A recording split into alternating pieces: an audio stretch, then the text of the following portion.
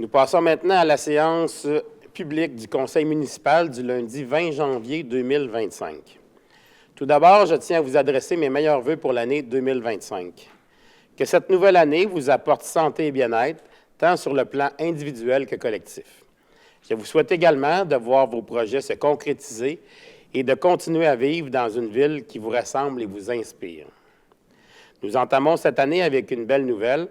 Selon le décret 1792-2024, notre population a officiellement dépassé le cap des 60 000 habitants et on approche du 61 000. Plus précisément, nous sommes maintenant à 60 847 Mascoutaines et Mascoutains, une augmentation de près de 1 400 personnes par rapport à l'an dernier. Saint-Hyacinthe se classe encore au 19e rang des villes les plus peuplées du Québec. En tant que maire, je tiens à vous remercier chacune et chacun d'entre vous d'avoir choisi Saint-Hyacinthe comme lieu pour bâtir votre vie. Sachez que la Ville travaille fort chaque jour pour vous offrir une qualité de vie remarquable. Des rues propres et sécuritaires, des installations récréatives et sportives pour vous divertir, une programmation culturelle riche et variée pour vous inspirer, ainsi que des espaces verts accueillants pour vous ressourcer.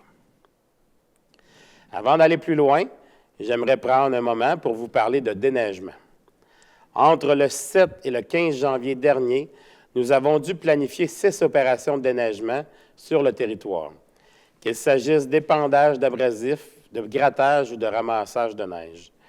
Pour chacune de ces interventions, nos équipes ont communiqué l'information sur les différentes plateformes de la Ville, notamment sur les médias sociaux. De nombreux commentaires ont été formulés sous les publications, dont plusieurs étaient négatifs et, pour certains, particulièrement incivils. Bien que chaque citoyen ait droit à son opinion, je déplore fermement les propos irrespectueux dirigés envers nos équipes, particulièrement lorsque ces affirmations sont infondées. Permettez-moi donc de rétablir certains faits. Notre équipe de déneigement est composée d'une trentaine de personnes dévouées. Ces hommes et ces femmes travaillent sans relâche, que ce soit de jour, en soirée ou pendant la nuit, pour assurer la sécurité de tous. À Saint-Hyacinthe, le réseau routier à déneiger s'étend sur 410 km. Une partie de ces routes est entretenue par le personnel municipal, tandis que d'autres sont déneigées par des entreprises privées sous contrat avec la Ville. Lorsqu'une accumulation de 1 à 3 cm de neige est observée, nos équipes concentrent leurs efforts sur les artères principales et les rues collectrices, où elles appliquent un mélange de sel, de déglaçage et d'abrasif pour assurer la sécurité des usagers. À partir de 3 à 5 cm de neige, nos équipes commencent le déblaiement de certains trottoirs conformément au règlement 13 adopté par la Ville. Lorsque l'accumulation atteint 5 cm, l'ensemble des véhicules de déneigement est déployé sur le terrain pour intervenir efficacement sur tout le réseau. Contrairement aux hivers précédents où nous avons connu davantage de tempêtes avec plusieurs centimètres de neige accumulés très rapidement et en une seule fois, cette année, la neige tombe en petite quantité presque chaque jour. Cela signifie que nos équipes doivent constamment sécuriser les artères principales et les rues collectrices, c'est-à-dire les routes près des institutions scolaires et des centres de soins de santé, ce qui retarde les opérations dans les rues résidentielles jugées moins prioritaires. Ce n'est évidemment pas le scénario idéal, car c'est un travail qui doit être continuellement recommencé. Et comme je le disais précédemment, nos équipes débutent les opérations dans les rues locales dès que l'accumulation atteint 5 cm. Comme vous, nous aimerions pouvoir débuter les opérations de déneigement dès 2 heures du matin et les avoir entièrement complétées d'ici 7 heures. Cependant, la météo reste imprévisible. Il est difficile de savoir exactement quand les opérations commenceront et encore moins à quel moment elles se termineront. Nous sommes conscients que le bruit des déneigeuses en pleine nuit peut perturber votre sommeil. Toutefois, notre priorité demeure d'assurer des déplacements sécuritaires dès le lendemain matin. Certaines personnes s'interrogent sur les raisons pour lesquelles le stationnement est parfois interdit dans les rues pendant 2 nuits consécutives. D'abord, permettez-moi de rappeler que dans la majorité des villes du Québec, le stationnement dans les rues est interdit en tout temps, qu'il neige ou non, du 1er novembre au 15 avril.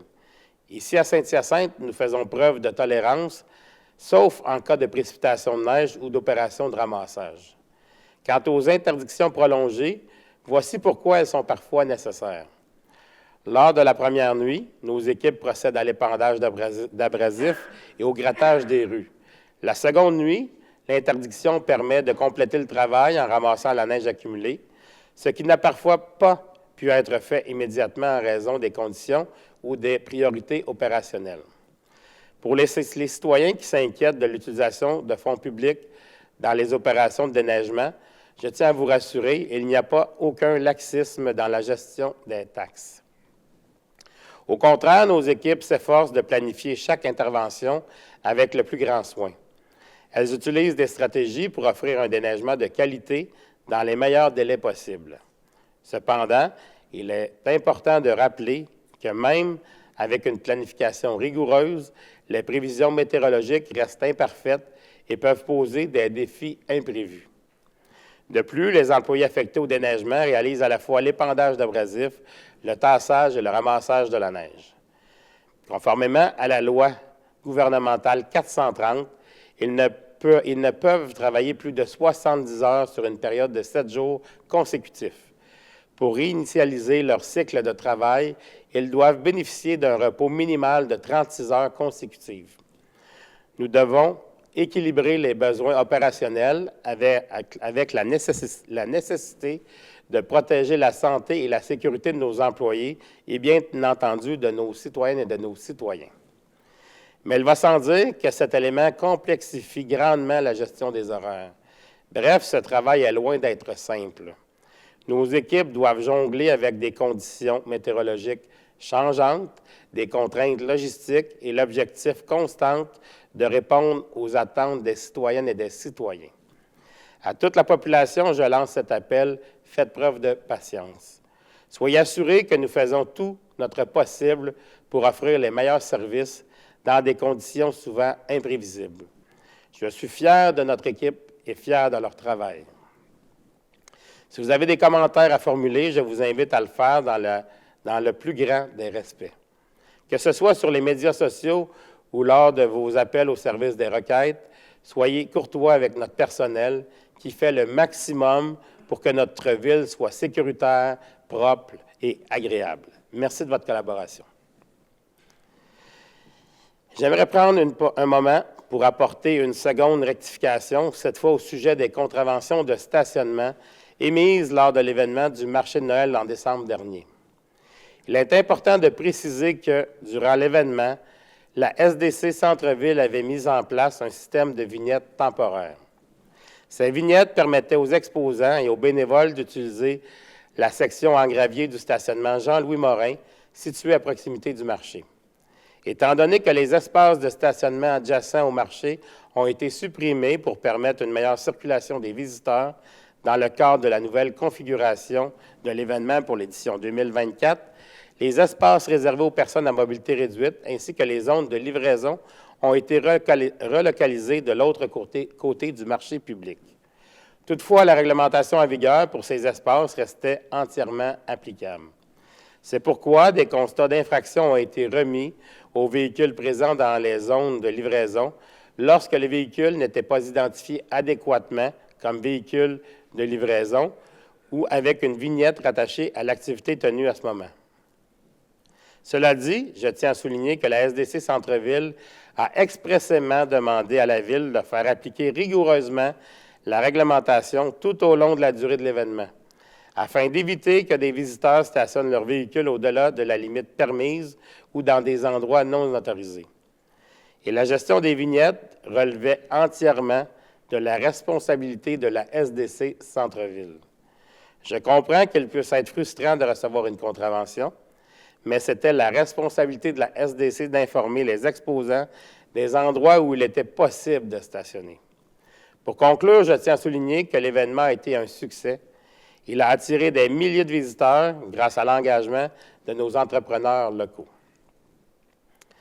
J'enchaîne avec une bonne nouvelle. J'ai le plaisir d'annoncer le retour de l'activité Saint-Hyacinthe-en-Blanc qui aura lieu le samedi 1er et dimanche 2 février prochain au Parc Les Salines. Les mascoutins de tout âge sont invités à venir profiter des festivités organisées pour les petits comme pour les grands. Au programme spectacle hip-hop, électro du groupe canadien Radio Radio, feux d'artifice, animation, activités de plein air, camions de cuisine de rue et plus encore. De plus, nous aurons le plaisir de vous présenter officiellement notre toute nouvelle mascotte qui a très hâte de faire votre connaissance. Pour vous rendre au parc, vous pouvez utiliser gratuitement les autobus navettes en continu le samedi 1er février de 17h30 à 23h, ainsi que le dimanche 2 février de 10h à 16h. Découvrez toute la programmation ainsi que notre toute nouvelle carte interactive sur notre site Internet et sur nos réseaux sociaux. Au plaisir de vous y voir. Même si nous sommes encore en janvier, il est déjà temps de penser à la baignade estivale. La Ville de Saint-Hyacinthe offre gratuitement les cours de sauvetage lors de la session aquatique d'hiver 2025 à celles et ceux qui souhaiteraient devenir sauveteurs dans une de nos nombreuses piscines municipales. Toutefois, toutes les informations ainsi que les horaires sont disponibles sur le site Internet de la Ville de Saint-Hyacinthe. Toujours du côté des actualités, depuis le 1er janvier dernier, il y a une nouvelle tarification des passages d'autobus du transport urbain local à Saint-Hyacinthe. La gratuité en dehors des heures de pointe, soit du lundi au vendredi de 10h à 15h et après 18h, ainsi que les samedis et dimanches, restera toujours en vigueur. Je vous rappelle que vous pouvez vous procurer des billets à bord des autobus à la tabagie Mont-d'Or, au kiosque d'information des Galeries Saint-Hyacinthe, ainsi qu'à la MRC des Mascoutins. Plus de détails sont disponibles sur notre site Internet. Je tiens maintenant à remercier chaleureusement les bénévoles et les citoyens qui ont participé à la collecte de sang du maire le 30 décembre dernier.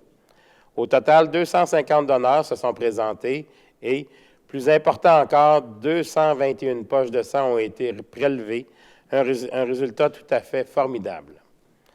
Après transformation et séparation en laboratoire, ces dons permettront de produire plus de 884 unités de produits sanguins qui seront transfusés à des patients des hôpitaux publics du Québec. Autant de vies qui pourront ainsi être sauvées grâce à votre générosité. Merci à vous tous. Dans le même élan de générosité, je suis très fier d'annoncer que l'équipe municipale a remis un don de 35 001 $ à Centraide Richelieu-Yamaska dans le cadre de sa campagne annuelle de philanthropie. En tout, 253 personnes ont participé à la campagne en faisant un don moyen de 138 $, ce qui représente environ 2,70 $ par paye hebdomadairement.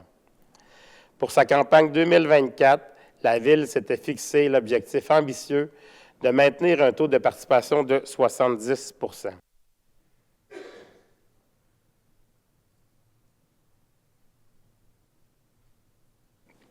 Les employés et les élus municipaux ont répondu à l'appel afin d'améliorer les conditions de vie des personnes vulnérables en réussissant à atteindre un taux de participation record de 76 %.